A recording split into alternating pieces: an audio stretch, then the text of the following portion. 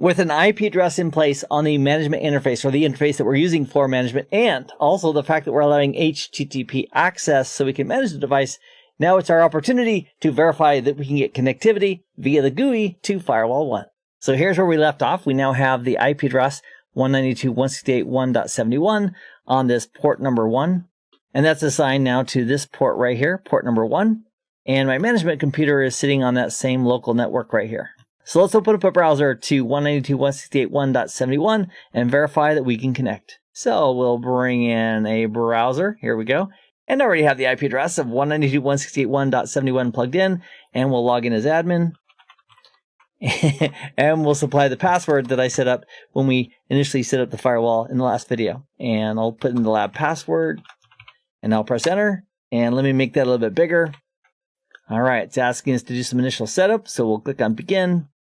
I'll change this to the name of FW1 and click OK. I'll choose the default layout for the dashboard, click on OK. I'll specify I don't need to see the video in the future when I initially boot up this firewall. Click on OK. So it's landing us here on the status page, and currently it shows us that the hostname is FortiGate VM64. I thought I just changed that, so let's go ahead and check real quick. We'll go down here to System and Settings. Yeah, hostname FW1. We'll go back to the dashboard, go to status. All right, and that should change for us here shortly. Also, at the moment, we don't have any access out to the public internet because we specified on its interface. We go down here to Network on the left-hand side, click on Interfaces. We configure this beautiful IP address, 192.168.1.71 on the port number 1. However, this device, this firewall, doesn't have access out to the internet because it doesn't have a default route. So it can reach anything on the 192.168.1 network, and that's it. And one quick way of looking at the routing capabilities on this device, as far as which route it knows about, is click on Dashboard up here at the top, and under Dashboard, click on Network, and under Routing, click on the routing to expand it, and this is showing us effectively the routing table on that device. So it knows how to get to the 192.168.1 network, and that is it. And before we configure a default route on Firewall 1, we need to ask ourselves the question, how do we want this firewall to reach the internet? Do we want it to go off the management port here, go out that way?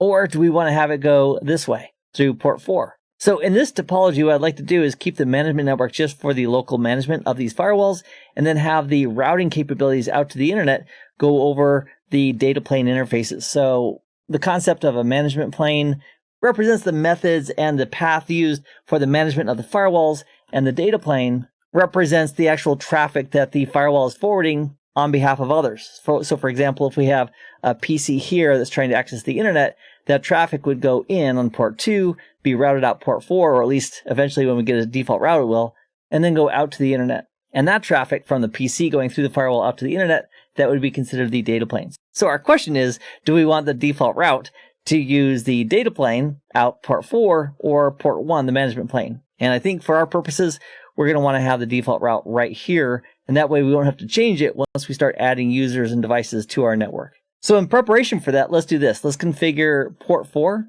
with the IP address 23.1.2.71.